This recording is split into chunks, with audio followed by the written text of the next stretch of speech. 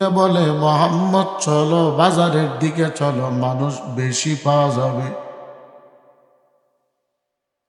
আমার মায়ার নবীর হাতটা ধরে বাজারে নিয়ে গেলেন।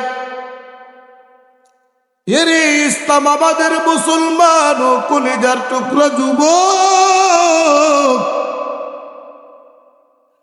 আমার মায়ার নবীর তায়েফের বাজারে নিয়ে ওই বেঈমান যুবকদেরকে ডাক দেয়া কয়, এরে যুবকের দল তাকায় দেখ, আব্দুল্লাহর ছেলে মোহাম্মদ আমগুরে কালিমার দাওয়াত দেয়, আমগো খোদার বিরুদ্ধে কথা বলে, মোহাম্মদকে হত্যা করে দাও।